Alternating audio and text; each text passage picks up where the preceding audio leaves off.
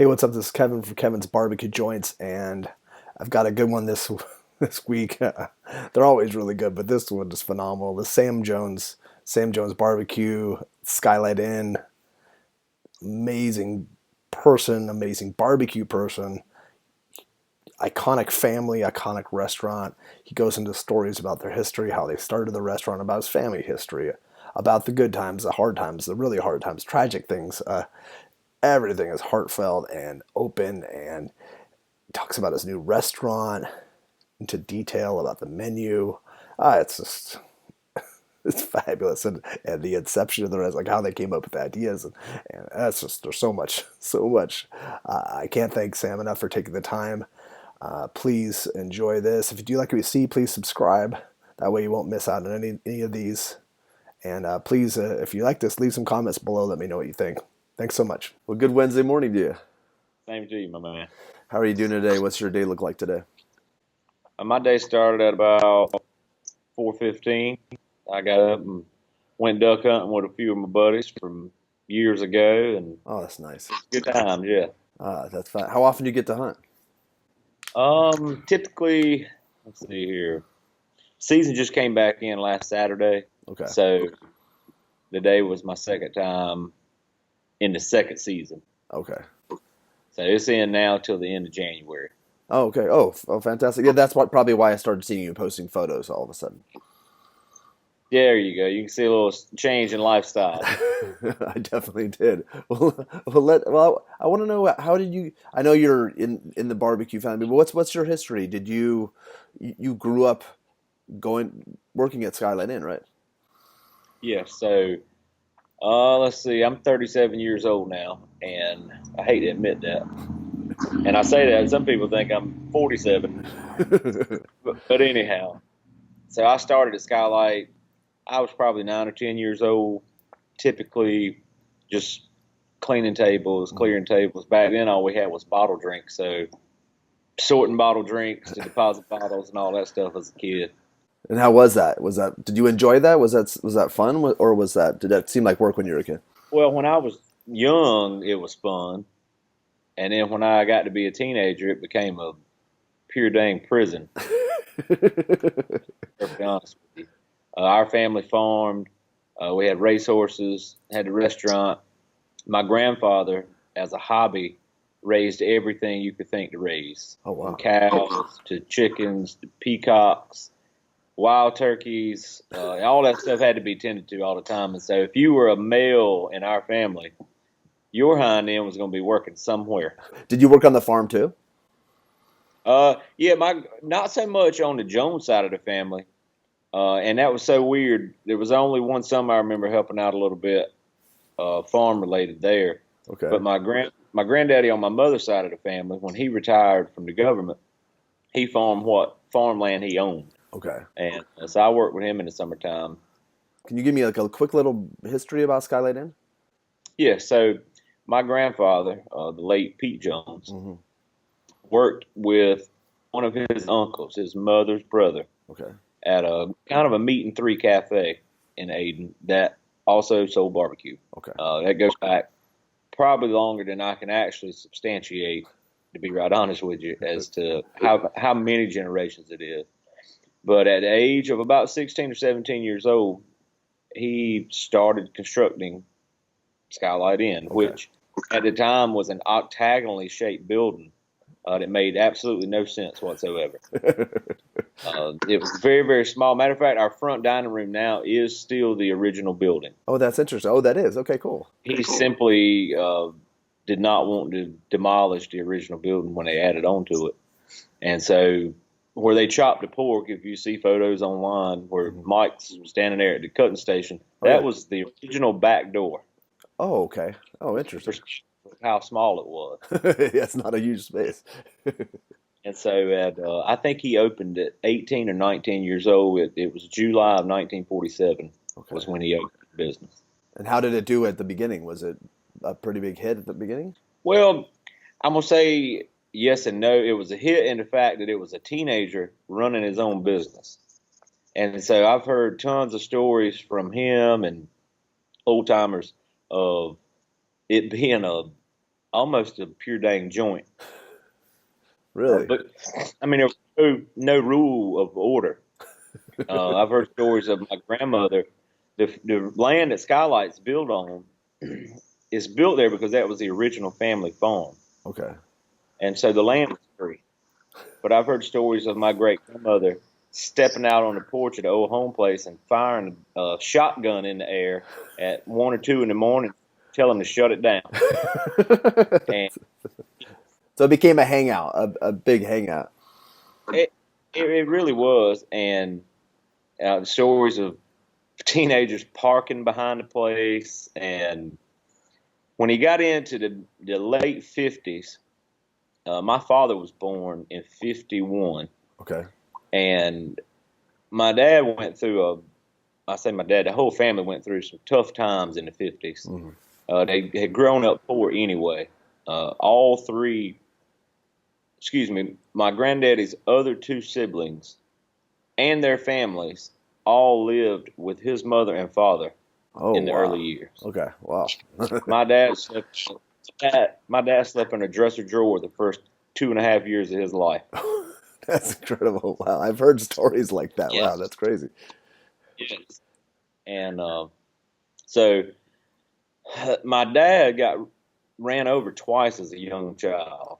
Like Once trucks. at like 4 or 5 years old, he fell out of a farm truck when he was 4 or 5 years old, and it crushed one side of him. Oh, shoot. And when he was 8 or 9 years old, my uncle Jeff, who is still in business with us now, they were crossing the street from the home to the restaurant, and they were told to hold hands when you cross the road. That was the main highway then. And my dad got hit by the car, and my uncle did not. Oh.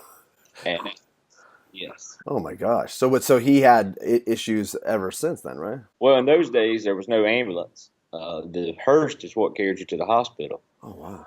And That's, so they didn't think he was going to make it through the night. And that, from what my dad said, was kind of the turning point in my granddad's life as to, hey, I'm not going to abide all this crap that's going on. And my granddad never drank.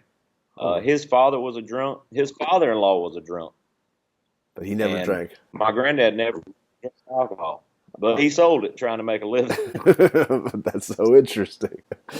So then your father end up what ailments did he? Because I've never met your father. Did he have like part of his body? Was it hard to walk for him, or was it Oh, he physical? was in a full body both times. The second time, when he actually got struck by the car, was life threatening. Okay. They didn't. They didn't even set his bones for the first several. I would say, from what I can gather, it was 3 to 5 hours of him getting to the hospital that they didn't even fix anything because they didn't think he was going to live. Oh my gosh, that's remarkable. But your father worked at the restaurant. Yes, he did. He started there in 1960. Did he meet your mother at the restaurant? That's a whole nother story. Oh, that's all. Uh, my dad, my dad was also a partner in a gun shop Okay. with a gentleman that I grew up calling my uncle, but he wasn't my uncle. It was just a real close family friend. And my dad sold his part of that business in the late 70s. But he met my mother via that business due to her first husband. And her first husband and my father and about 15 other guys in town, a couple times a year, especially around festival time, they had a place in town that had an old Western false fronts. It looked like a Western town, but it was just simply a facade. Okay. And these were grown men that would go out there and play cowboys. And I mean, literally, people would come from everywhere. Right on when I was a child, I remember it. And I mean, 1,000 people would be gathered in Aden to watch these skits go on. But anyway, my mother's first husband passed of leukemia, Okay. and it was a few years later that he and my mom, I guess, connected in that way Uh-huh. to realize they were sweet on each other. Wow. And what did because I know the Skylight Inn it wasn't iconic until when did it become iconic? Was it the 80s or the They when they got into the '60s was really when they transitioned over to only selling whole hog barbecue. Okay. Prior to that, he sold hamburgers, hot dogs, milkshakes, uh, everything in addition to cooking whole hogs. Gotcha. But it wasn't sustainable was Mhm. the problem. It just wasn't enough mayonnaise to cover the bread. Uh, and so I don't. My dad would probably know better than I am, and I'm Yeah. working on a book, so I should know this by Okay. now. But what year they actually transitioned to just doing that This whole. trio, pork slaw, cornbread. But it was sometime in the early '60s, Okay. and it was sustainable at that point in time. They were making a living out of it, as well as the farm had recovered, because those years in the '50s that I was just telling you about Yeah. was also coupled with the farm not making any money at Oh all. no. 6 years in a row that they couldn't pay their bills, and my grandfather went to local businessmen and said, "Hey, I can't pay you. If you'll work with me, I'll be good for my debt." And he eventually paid his debt, and that's a whole nother story how I learned of that Yeah. story. But I'm full of those. Uh, but anyway, I would say the late '70s was really when he kind of made a mark on the map, Okay. and National Geographic published a book called Backroads America. Mm-hmm. I think it published in '80 or '81, Okay. and it's funny now that I'm working on my book because you can read what the guy wrote in that book, and never does he say what my granddaddy said he said. Really? Because all of my growing up, it's the barbecue capital of the world. I mean, Jesus Christ, they built a rotunda on top of the place, but that was based on my granddad's interpretation of what published. Oh, Now, the interesting. conversation that he and the writer or whoever it was, the fact checker, may have been different than what ended up in print. But in print, it just simply said that they left there and didn't go anywhere else for barbecue. They Okay. didn't say it was the best. They didn't say it was the worst. Um, but he came away from that with a little bass in his voice and chest thumping going on. That's hilarious. Yeah. But up there, that was, I would say, the first kind of crowning jewel where Gotcha. somebody recognized what our family had been doing for all those generations under the radar.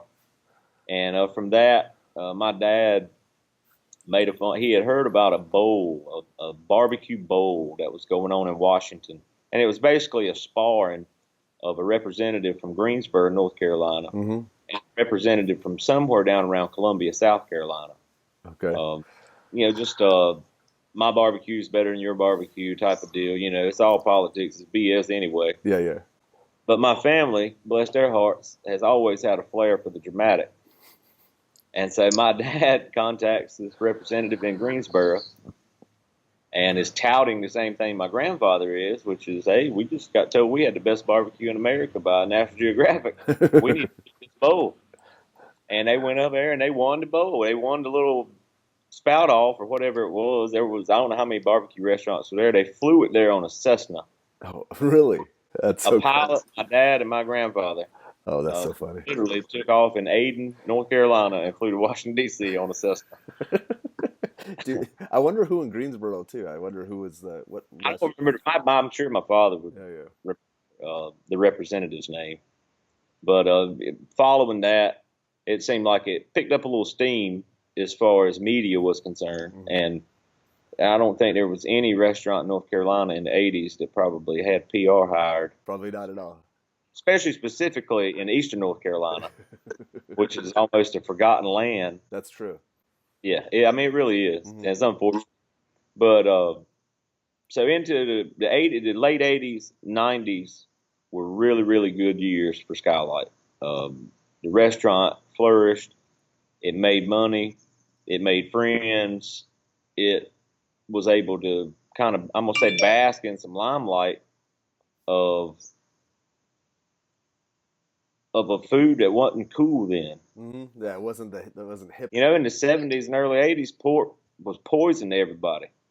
True. Everybody thought it was going to kill you. Uh-huh. And so the old country song is, I was country when country wasn't cool. We were barbecue folks when it wasn't cool.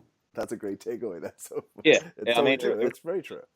uh, and that's one of the reasons that I didn't probably appreciate what we did for a living as a teenager, because I looked at it as a job instead of looking at it as a lifestyle. True. And when I say a lifestyle, it was in fact a way of life.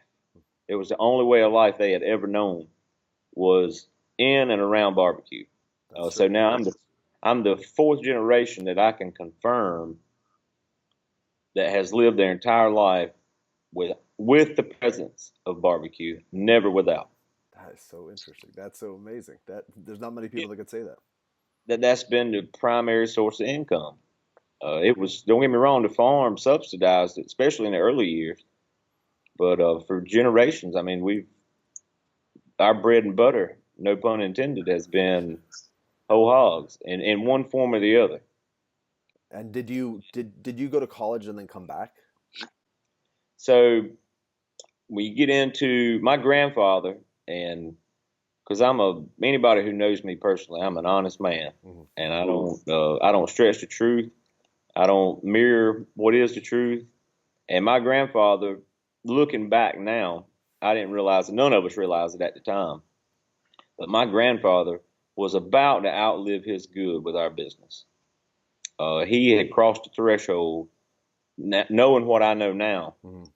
He had crossed the threshold several years before he passed of actually probably holding it back a bit. Okay. And when I say holding it back by not being open minded. Let me cut this phone off. That's But okay. by not being open minded and simply a lack of exposure. If I hadn't had the opportunity to travel and make friends and be a constant student, I'd probably be in the same boat we were in 20 years ago, Interesting. looking through a real small looking glass. Hmm. And so he got out of our business in 2004. I was in college at a local community college in an effort to transfer to East Carolina. Okay. And let's see, I had returned about 98. I had came back to the restaurant because I went to work for my dad's former business partner, actually, in another gun shop, in an effort just to get out of the restaurant. Hmm. Now, I just hated it. I mean, hated it with a passion. And I think it was my first or second semester at college, I was able to write a paper on whatever I wanted to write it on. Hmm.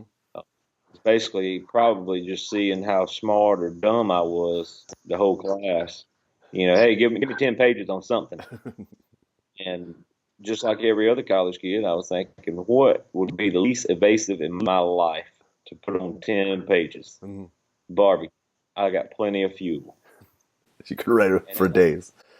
right, I mean, I burn up 10 pages like it ain't nothing, go back to what I want to do. Hmm. And, but in getting my facts together, I realized that business and that cooking whole hogs over wood hadn't been a recent development for our family, and it hadn't been something that they took for granted. It hadn't been something they looked at as just I go to work at this time and I get off at this time.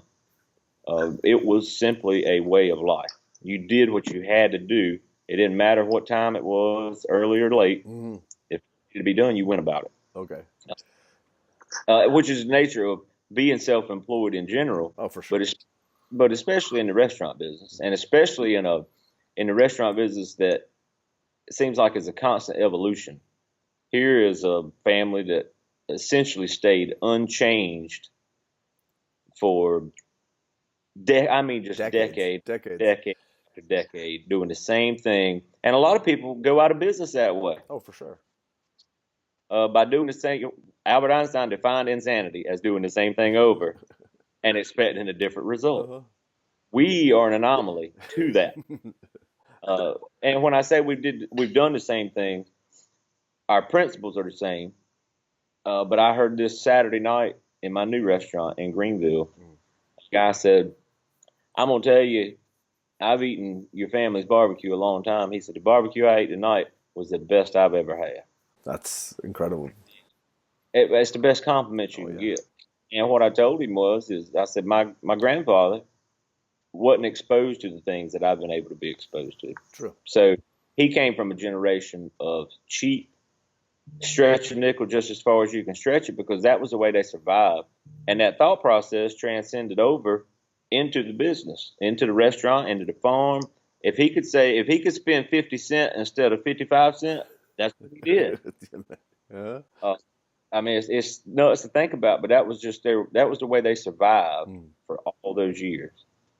And so in his mind, he didn't mind putting a 105-pound hog on a pit next to one that was 188 pounds because he got a deal on one of them. Where I know now that that's going to be two completely different products. Oh, without a doubt. One's going to be cream, one's going to be crap. I mean, it's as simple as that. Uh-huh. And so what I was able to do is he passed and he got out of our business in '04. Okay. Essentially, at that point in time, there wasn't a passing of the guard. I wasn't knighted. It was just, it's almost, That's I what mean, you did. it was me and my dad, and my uncle, but for whatever reason, I became the guy at 20 years old. A Wow. place that's been in business since 1947. In 2004, I'm figuring it out with little to no direction. And it was only by the grace of the good Lord that we didn't just founder, because so he gets out in '04. He passed in February of '06. Mhm. In that, I think it was 19 months. In that 19 months, we heard the nicest compliments. We had cards sent in the mail wanting to let him know that they were thinking about him and they're praying for him. Let your granddaddy know. My daddy would hear. Let your daddy know. Wow. When he drew his last breath, it was on the front page of the newspaper, uh, right on to Charlotte. That's Barbecue, amazing. legendary barbecue master, dead at 77. That was the headline. It was on all the local news. And I swear to the good Lord, it was like a light switch got flipped. All of a sudden. Because for 57 years, he had stood behind that counter. The majority of them smoking cigarettes at that counter. Of course. But he was a fixture, no Mhm. different than a barbershop pole that's spun. When it's not there no more, something feels different. Mhm. And I mean, it was immediate. People were saying that the barbecue's not the same since Pete died. I Really? heard that family was going to sell the restaurant. They've already sold the restaurant. All these rumors circulated, and perception, unfortunately, is reality. Of course. And our sales declined to the tune of about 24, 25%. That's huge. In the restaurant business, that is catastrophic, Yes. is what it is. True. And we went through, and so that was '04. In 2005, the Jones side of the family, we all worked together every day. Mhm. So we had minimal family get-togethers because we were together all the time. And my longtime girlfriend then worked for my grandparents in another business they owned. And so in '04, I ran Skylight the last 6 months of '04. We got to '04, there was some profit. In '05, first quarter wasn't good due to some road construction that shut the highway down in front of the restaurant. We go into the summer was when literally, so 2 weeks before Hurricane Katrina hit, which is when oil prices spiked. Mhm. Uh, my girlfriend I was chatting about, she and I had been talking about getting married. We were in a car accident, threw both of us out of the car, and it killed her. Oh, I'm so sorry. Oh my gosh. I was 24 and she was 22. Oh my gosh. That was August the 14th.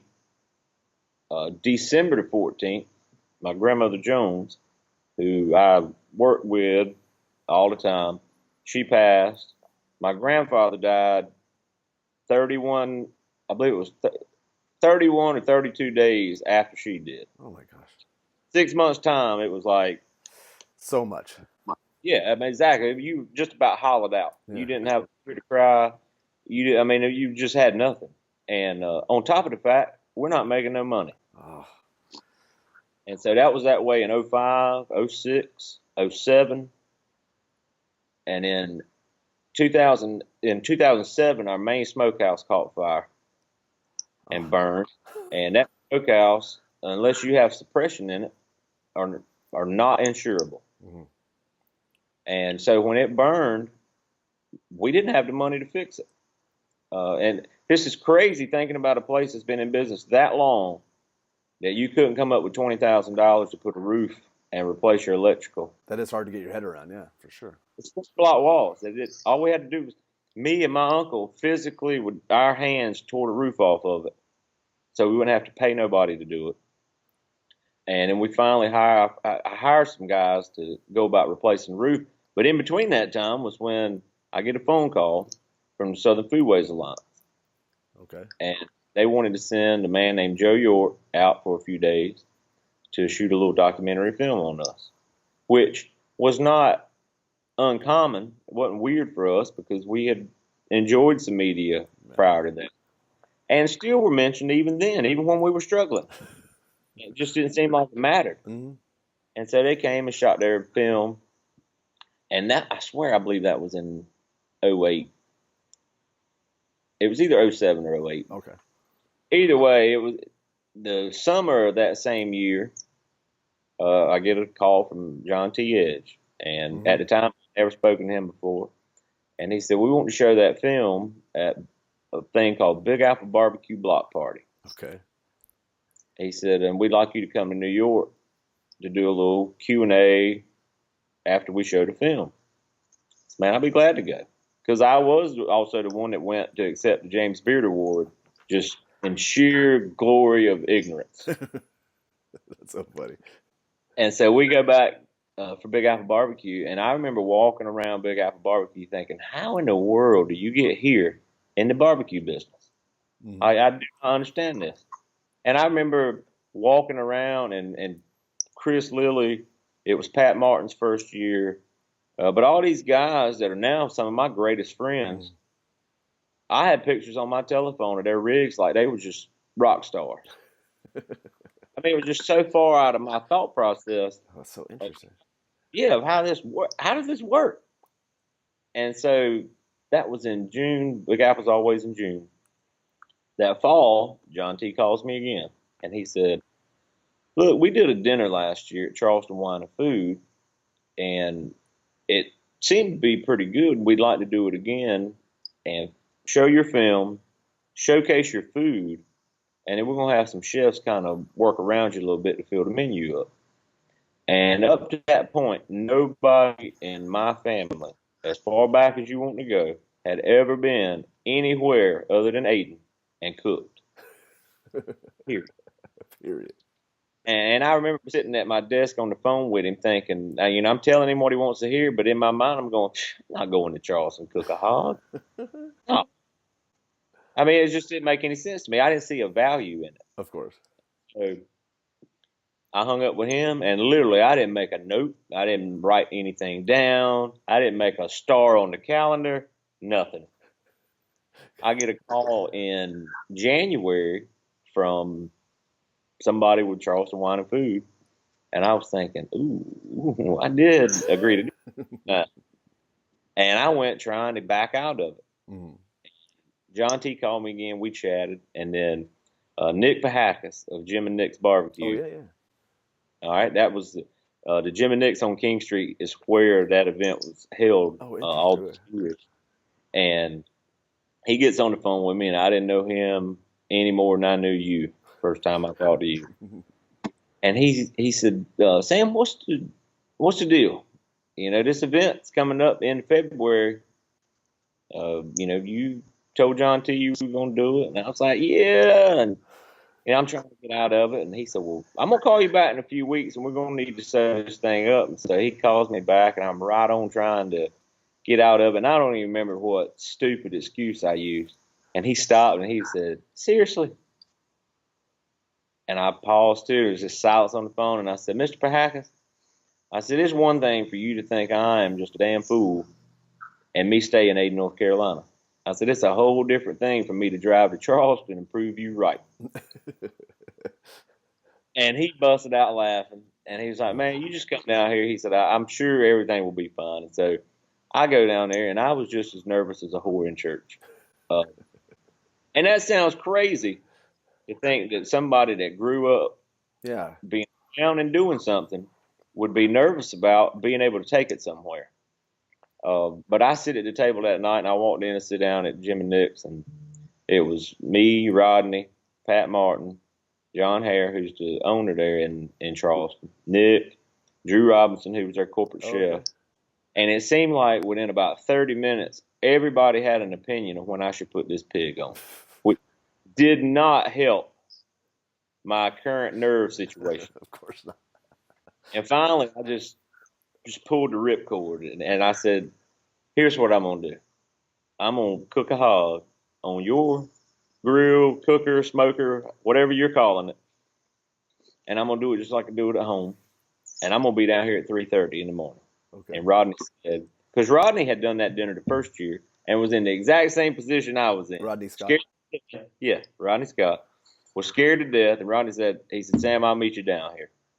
And so me and Rodney met at 3:30 in the morning on King Street and put that pig on. And Nick didn't want us to put the pig on until he was notified because he wanted to come out and toast it with bourbon at 4 in the morning. And so we cooked that. Rodney sat out there with me all day. That was when Rodney and I got to really know one another for the very first time. And this was in 2010, I think it was. Okay.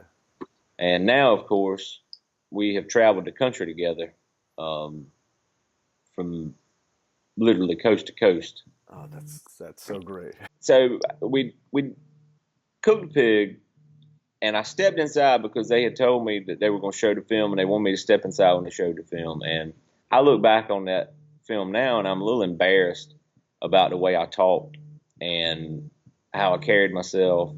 The thing, basically, it was a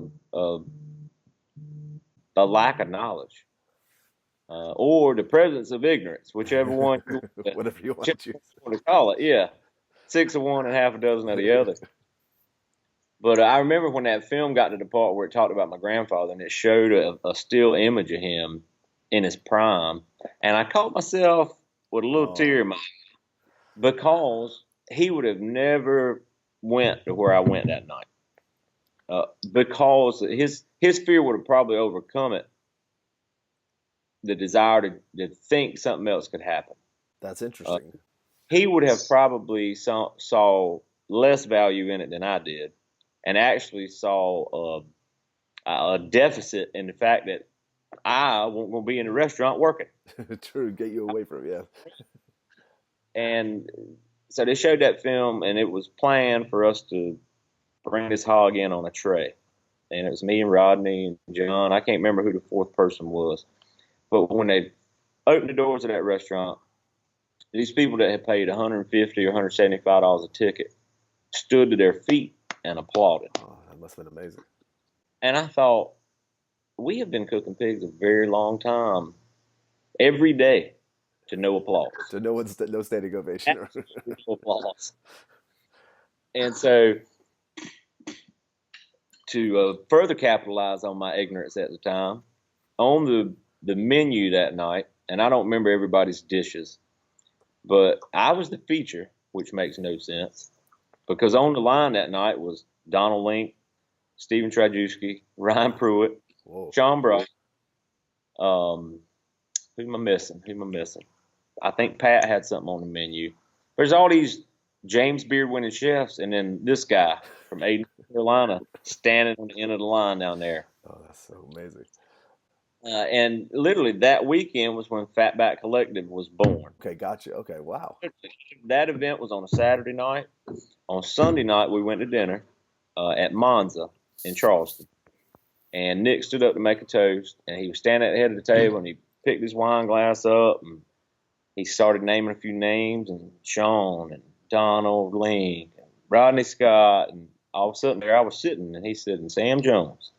He said, you have to be a part of this. Oh, and I didn't know what he was talking about, but I thought, I have enjoyed the company of these guys all weekend. Whatever it is can't be bad. No.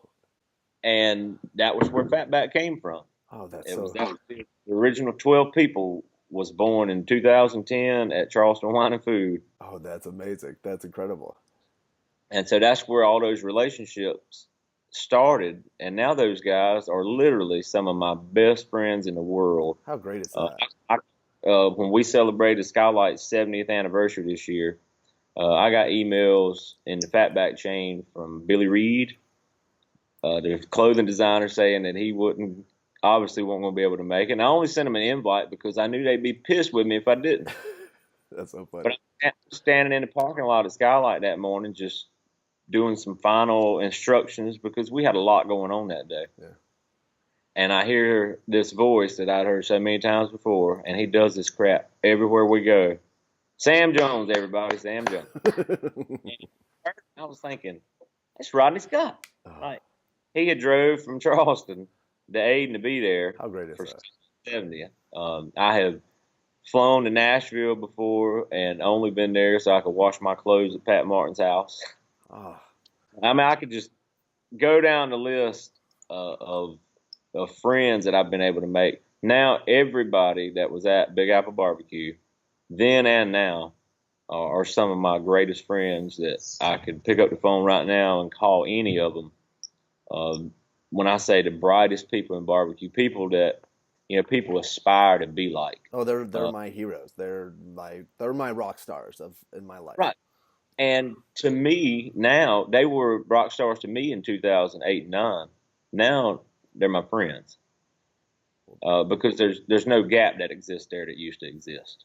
Wow. We know each other. I'm supposed to go on a duck hunt with Tuffy and Chris Lilly Mm-hmm. uh, sometime next month. Oh, that's Where we were all at dinner and who were we? Oh, John Tezar had us in at Knife in Dallas back okay. in the Yeah. spring, and it was me, Chris Lilly, Tuffy, Billy Durney, um, Daniel Vaughn. Mount Rushmore of barbecue. I mean, it was just a crowd.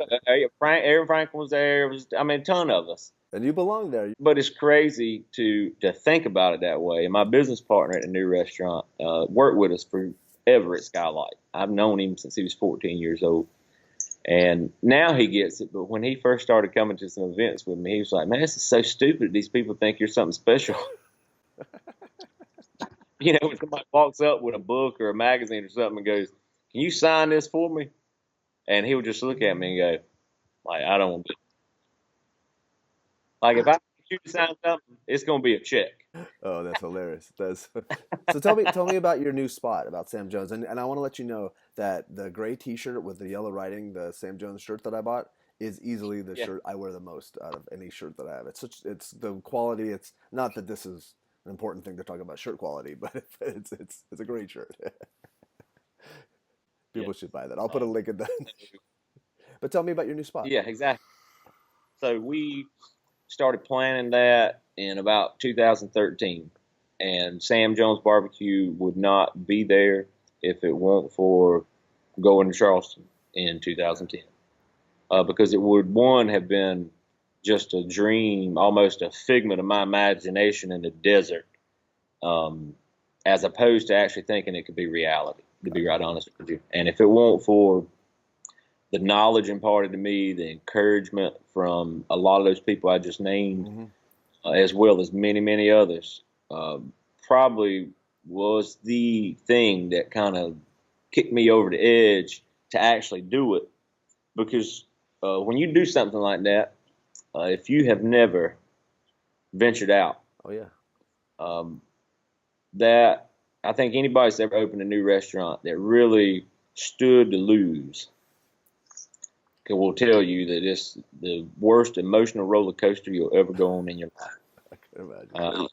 I mean, it's literally, and people would think, because my name means something to some people, would just think, well, of course he's going to do well. But there were days that I'd get up, and in my mind, I think, boy, we're going to do so good. And, in my mind, I just had this plan laid out. And there were days that I laid down thinking, you have wagered everything you've worked for your whole life on this. You put your family at risk. The reality of if it doesn't do well, this is bad. Yeah. This is really bad. Really bad. Yes. As in, I lose my house bad. That kind of bad. That's all the bad. And fortunately, we opened up way past our projections, and it blew my mind, to be perfectly honest with you. Oh, that's so Uh, good. at what we did when we opened, at literally no, we didn't advertise one iota. Wow.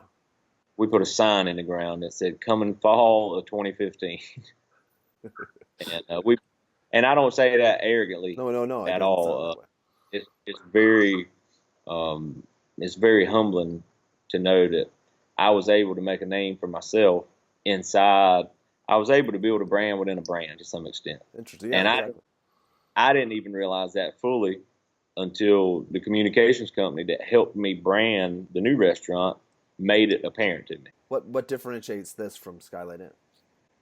Well, obviously, it's a touch more modern, Hmm. and when I say a touch, obviously because it was built in 2015. Yeah. But I wanted to pay honor or pay a homage or tribute to my family and to Skylight, the institution. Hmm. And at first, we had an idea of doing that architecturally, and we realized that it wasn't a good idea in 47. Hmm. Dang sure ain't a good idea in 2015. Um, and so we ended up employing an architect out of Colorado that was instrumental in helping me figure out what was bouncing around this big old fat head of mine and be able to sketch it out on paper. Hmm. And so we conceded not to do it architecturally and do it via photos, decor, the menu. There was a way to do it where we could bridge a gap from old school traditional to a newer school traditional. That makes sense. But I'm not that guy that's doing crazy things with meat. Hmm. Uh, you're not going to hear about me, and I'm not putting off on the people who do because geography defines barbecue a lot. And so, yeah, I mentioned Billy earlier. Billy can do things with meat in Red Hook in Brooklyn that I'd get just there'd be somebody standing there with three nails, a cross, and a hammer, ready to hang me up in North Carolina. It just don't it doesn't work, Hmm. and so I have to do what works. Exactly. You do what pays your bills, and we were able to do that. I did want to preserve a detached smokehouse because people don't do that anymore. Hmm. Um, I don't know in my part of the country anybody that had built a smokehouse in 10 years. That's sad. It's very sad, and we were getting ready to do a food show here recently, and we were going. Originally, it was going to cover both restaurants. We were going to tape at Skylight a day, tape at Sam Jones a day, Hmm. and they moved the dates around so many times, and I had my book first photography round for my book lined up, and sure enough, they laid it on that weekend.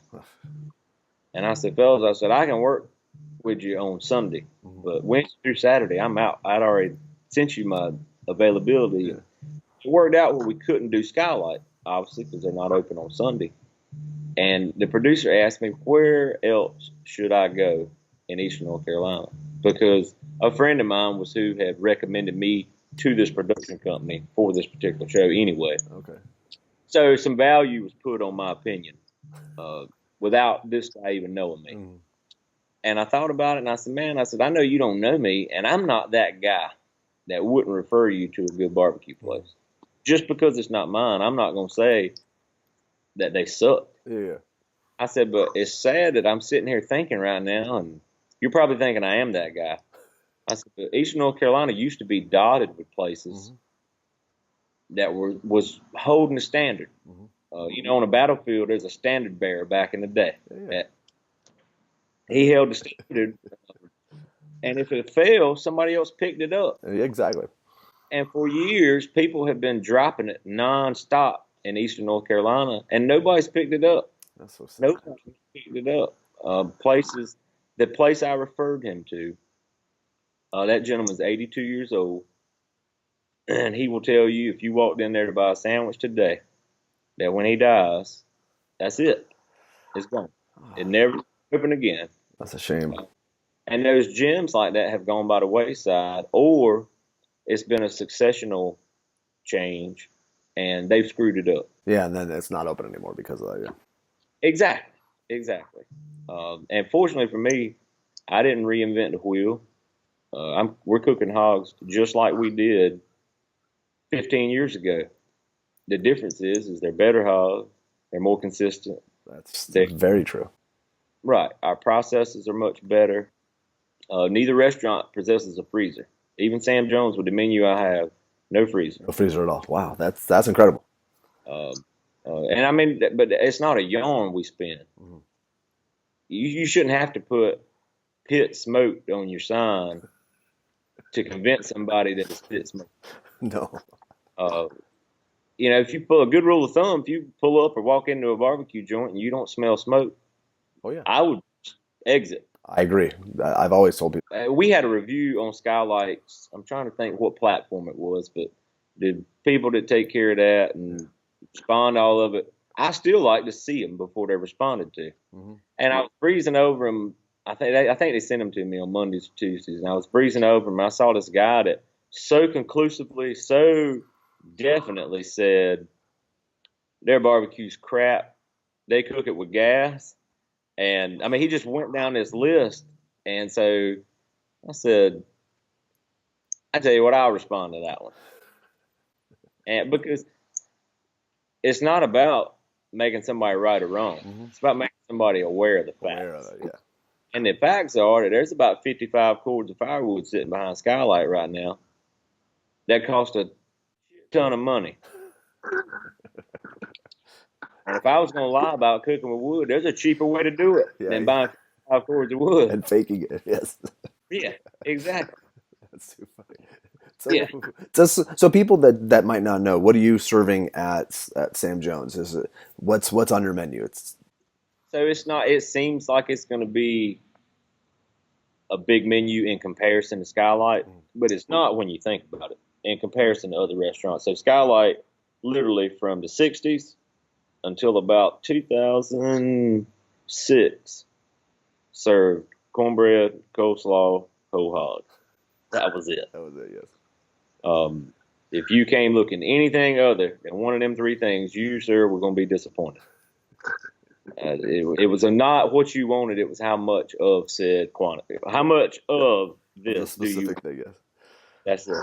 And so we had always catered through Skylight, and we always offered chicken when we catered. It was never on the menu. And I'd added it a couple of days a week at Skylight. Uh,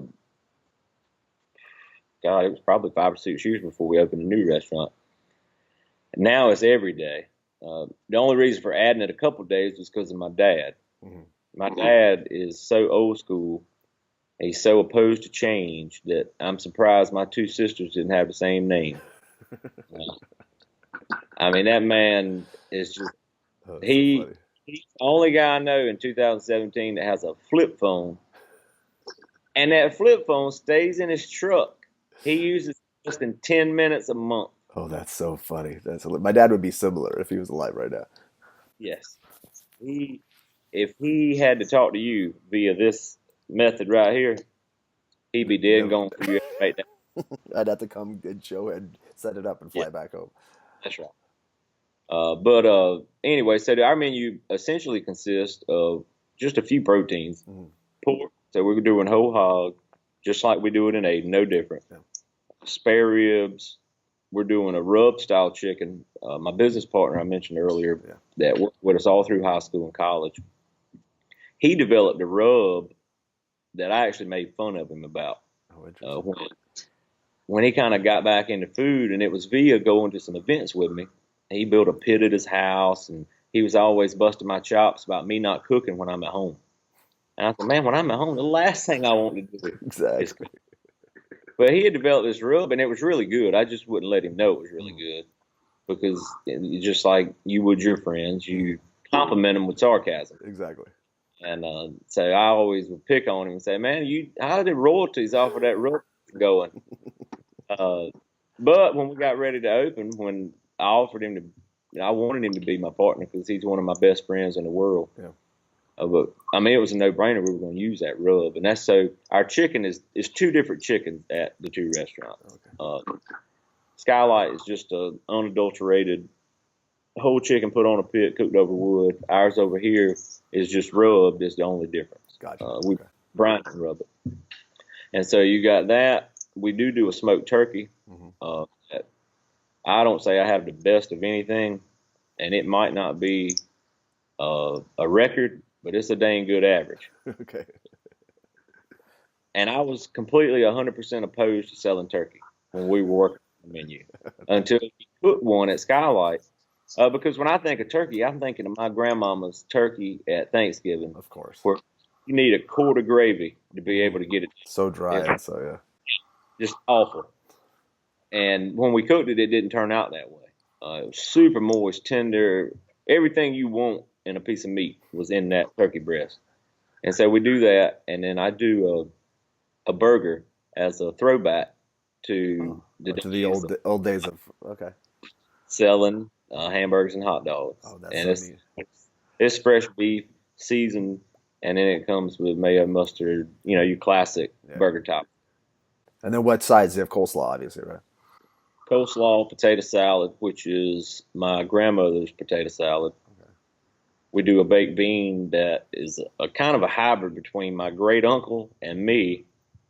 He had a baked bean recipe when he cooked in the National Guard way back, and he would always cook it on special occasions. Okay. Like if we were having a gathering somewhere, you could always count on my Uncle Gerald to bring beans. That's amazing. That's wonderful. But I didn't ever think he put enough meat in them.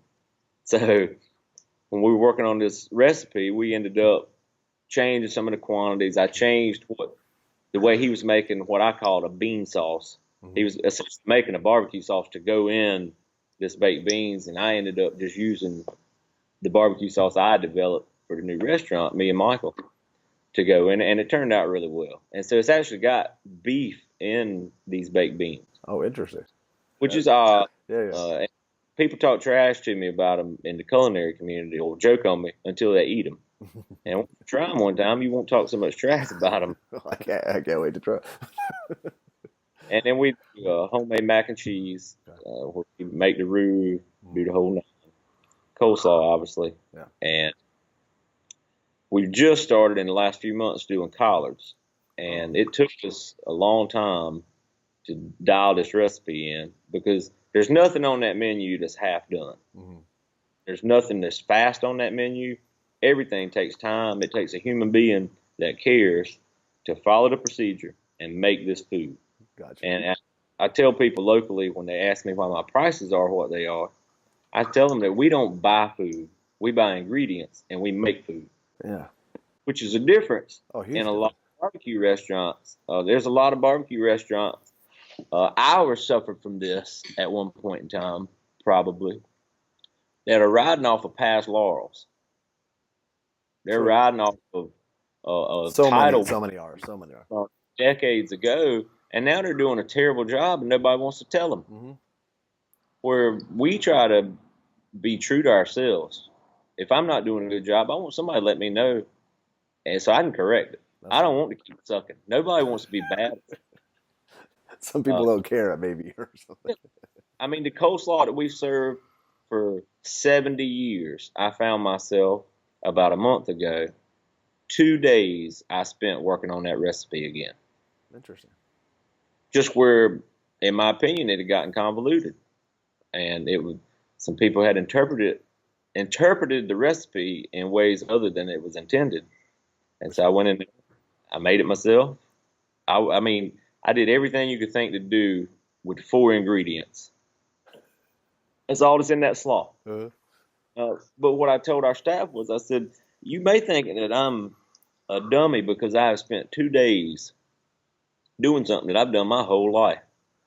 I said, but I wanted to do it instead of tell you. I wanted to show you so you would know how important it was to me. and you could And so, impart that on them. and if our coleslaw is that important to me, think about everything else. True. Oh, without a doubt. And it goes right down to we make our salad dressings at the new restaurant Whoa. ourselves. And there's a lot of attention paid to every detail we possibly can, not to try to bridge barbecue into fine dining. That's not the case at all. I'd rather not even have to wait on your table, to be perfectly honest. Uh, I enjoy chatting with people, Mm. but we made a new restaurant a little too nice. We still wanted to have that fast casual, but we essentially weren't planning on having people on the floor all the time. So it And is. when So we, it is. So it is the service. Okay, table yeah, service. but when we opened, the guests demanded it. Gotcha. Um, we were getting everybody was mad when we first opened. The staff, me, guests, everybody was pissed because there were some things we were figuring out, Yeah, yeah. and which Are, now they're figured out. And are you open every day except for Sunday? no, we're open 7 days at the Oh, new you are 7 days. restaurant, Okay, okay. and we serve beer, which was another big one in Eastern North Carolina. Yeah, no, that's a huge thing. Yeah, there was a lot of nails and crosses and hammers that wanted to be taken out. Uh, Just because, if I'm not mistaken, and I hope I'm not speaking out of turn, but I want to think I was the first barbecue restaurant east of Raleigh to have beer. And I know for a fact it was the first multi-generational barbecue person. would you say Raleigh? Were you saying Ed Mitchell's place? Is that probably the? And I know the pit serves alcohol, and that's why I Yeah, say Raleigh, but yeah, that's something. I'm a third generation in that business. And so regardless of what I do, I'm still looked at as Skylight Inn. Of course. I've just been able to